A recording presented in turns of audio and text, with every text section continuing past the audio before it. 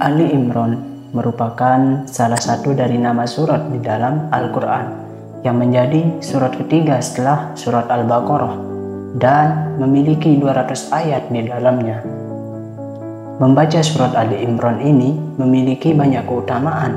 Salah satunya adalah mendapat syafaat di hari akhir nanti.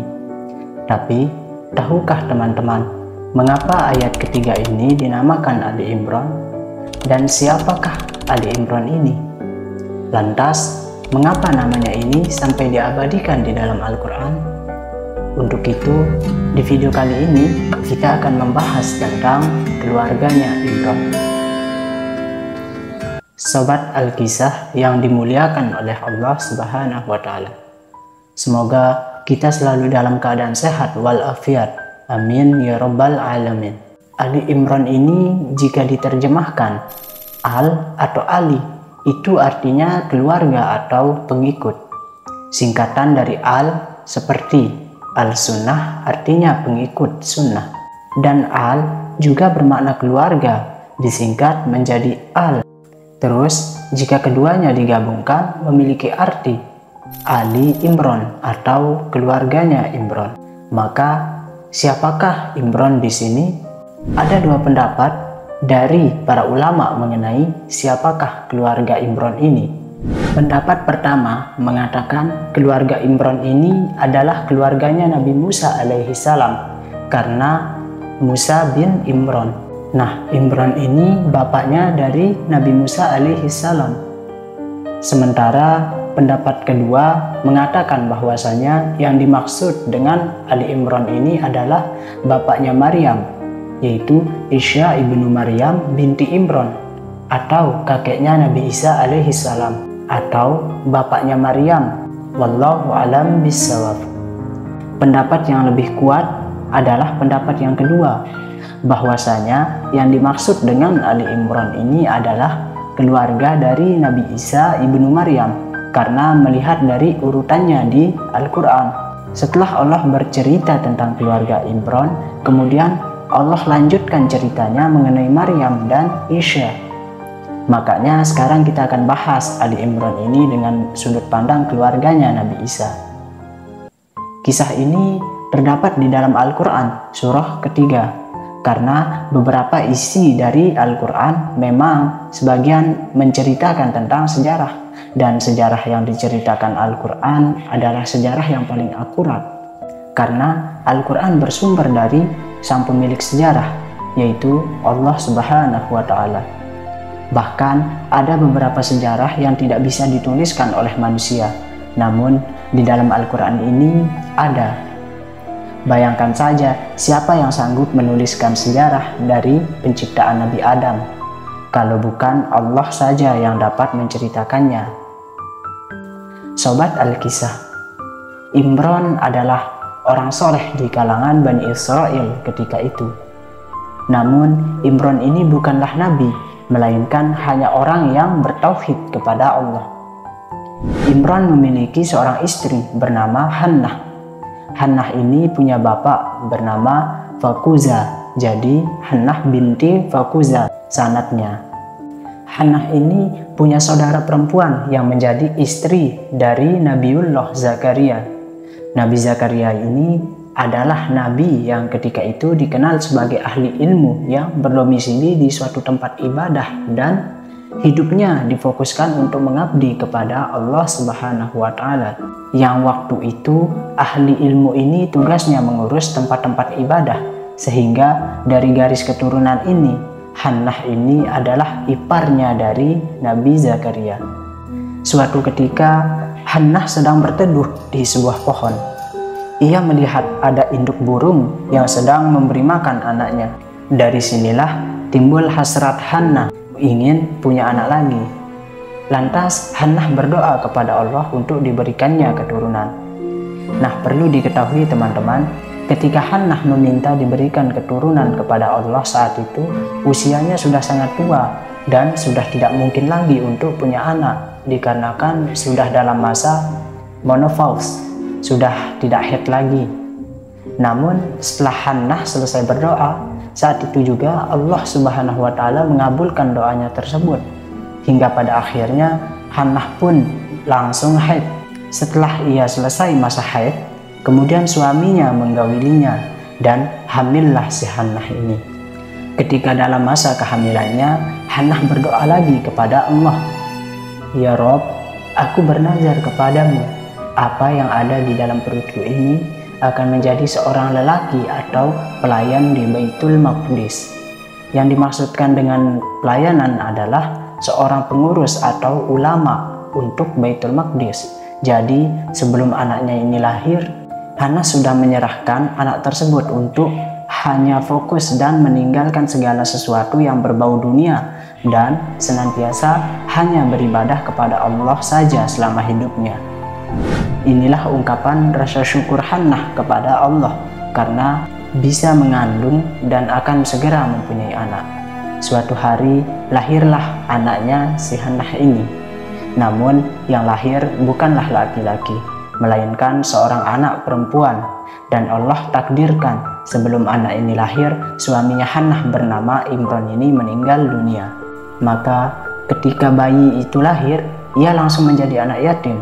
Lalu setelah Hannah mengetahui bayinya ini perempuan, ia berdoa lagi kepada Allah, "Ya Rob, aku melahirkan anak perempuan dan Engkau lebih tahu bahwasanya anak laki-laki tidak sama dengan anak perempuan."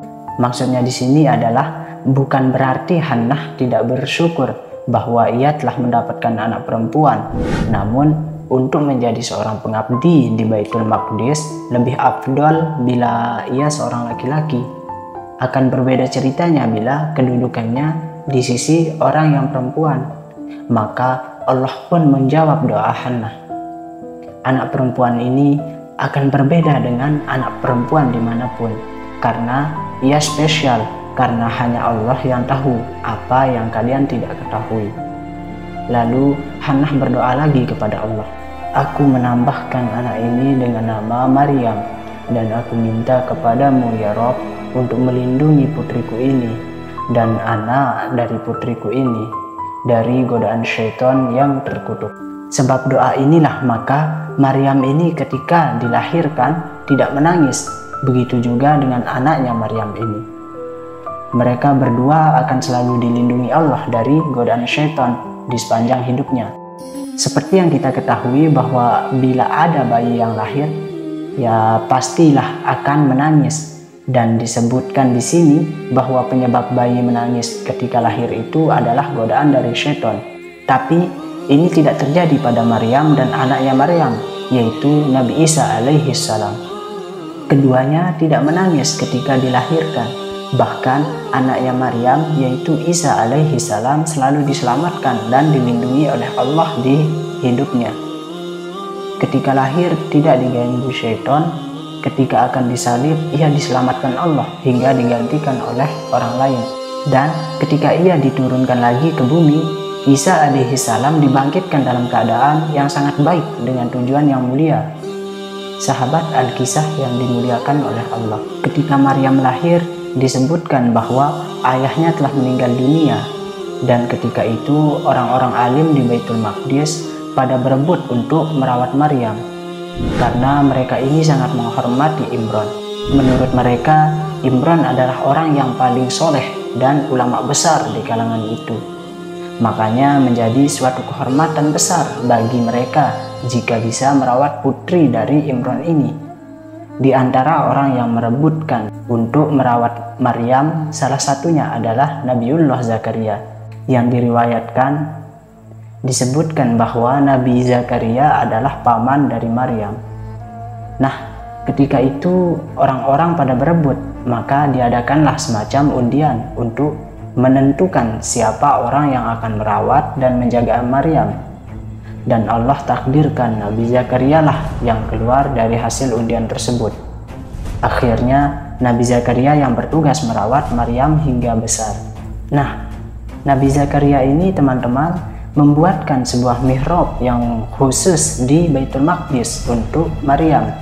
Nah, mihrab di sini dimaksudkan sebuah space khusus untuk beribadah. Tepatnya dibuat agak tinggi sehingga kalau ingin masuk ke dalam mihrabnya Maryam ini harus menaiki beberapa anak tangga. Jadi semacam tempat ibadah dan sekaligus menjadi tempat tinggalnya Maryam. Kesehariannya Maryam selalu berada di dalam mihrabnya. Makanya ia selalu terjaga auratnya dari siapapun yang hendak melihatnya. Maka tak satupun orang yang bisa berjumpa dengan Maryam saat itu kecuali Nabiullah Zakaria. Ya, karena Nabi Zakaria lah yang diberikan amanah untuk merawat Maryam. Jadi setiap hari Nabi Zakaria mengantarkan makanan untuk Maryam di mihrabnya. Tapi setiap kali Nabi Zakaria ini ingin meletakkan makanan yang dihantarnya itu, selalu ada makanan di wadah tempat Zakaria biasa meletakkan makanan yang akan dihantarnya. Maka Nabi Zakaria pun heran karena tak ada seorang pun kecuali dia yang bisa masuk ke dalam mihrabnya Maryam. Lantas Nabi Zakaria pun bertanya kepada Maryam mengenai siapa yang meletakkan makanan ini selain Nabi Zakaria. Maka Maryam pun berkata bahwa Allah lah yang memberikan makanan itu.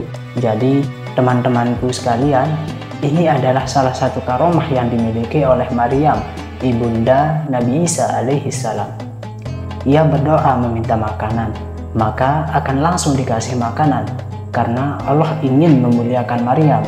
Nah, makanan yang ada di wadahnya Maryam ini sungguh aneh teman-temanku sekalian. Contohnya, pada saat musim panas, di wadah makanan Maryam ini ada buah-buahan dari musim dingin. Terus ketika tidak sedang dalam masa panen pada buah-buahan tertentu, tapi di wadahnya Maryam ini malahan ada buah itu. Sedangkan dicarinya saja sangat sulit dikarenakan tidak sedang dalam masa panen.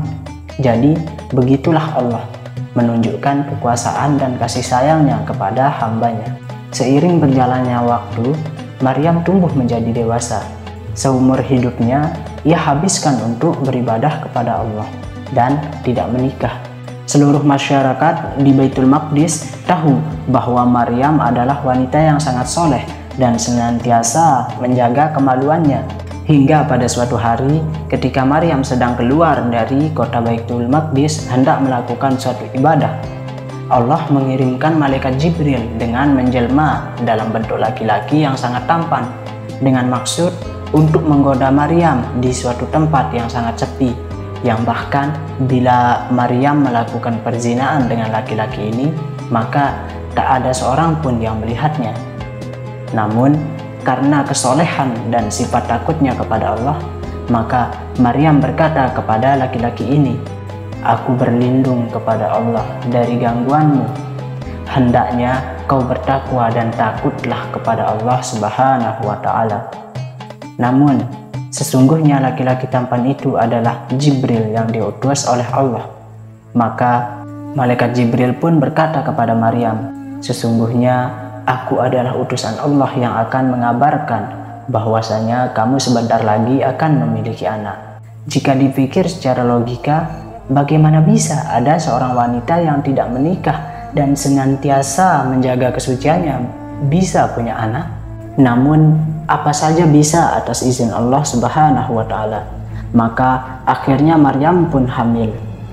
Tentunya ini adalah ujian yang sangat berat untuk wanita solehah yang selalu menjaga pandangan dan kesuciannya terhadap laki-laki. Bayangkan saja teman-teman, Maryam ini wanita solehah, anak dari imam besarnya Baitul Maqdis. Lama tak ada kabar, tiba-tiba muncul terus dalam keadaan hamil. Dan ia bingung bagaimana ia menjelaskan kepada orang-orang Baitul Maqdis nantinya. Karena kondisi kehamilannya ini, Maryam pun pergi menjauh dari orang-orang karena masih tak tahu harus berkata apa tentang kejadian ini. Akan banyak orang yang tidak percaya apa yang ia ceritakan mengenai kejadian sebenarnya tentang peristiwa kehamilannya. Seiring berjalannya waktu, ketika Maryam sudah hampir tiba di masa-masa melahirkan, ia merasa kelaparan dan kehausan ketika itu, dan Allah menyuruh Maryam untuk menggoyangkan sedikit batang pohon kurma yang ada di dekatnya. Digoncangkanlah pohon kurma tersebut, maka kurma-kurma yang ada di pohon mulai berjatuhan dalam jumlah banyak. Jika kita logikakan teman-teman, pohon kurma ini kan besar dan punya batang yang tinggi. Orang biasa pun tidak akan sanggup untuk mengguncangkannya, hingga kurma di pohon itu bisa jatuh. Apalagi seorang perempuan yang sedang hamil. Tentu berbeda tenaganya dengan orang yang biasa, yang tidak sedang hamil. Maka kalau mau kurma, ya harus naik ke atas pohon kurma. Tapi sekali lagi, Allah ingin memuliakan hambanya untuk menjaga Maryam dan anak di dalam kandungannya. Maka pada suatu hari, lahirlah anak yang dikandung Maryam ini, berjenis kelamin laki-laki tanpa menangis karena doa dari Hannah, ibunya Maryam tadi. Akhirnya Allah menyuruh Maryam datang ke kaumnya.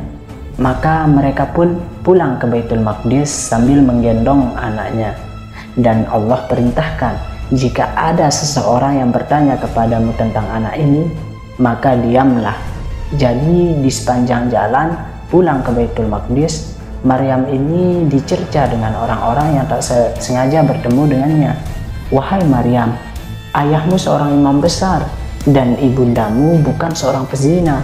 Mengapa engkau melakukan kemungkaran yang luar biasa? Maryam pun diam dan tidak menanggapi cercaan orang-orang itu. Ia pun terus berjalan menuju Baitul Maqdis. Sesampainya di Baitul Maqdis, orang-orang mengerumuni Maryam dan bayi yang ia gendong.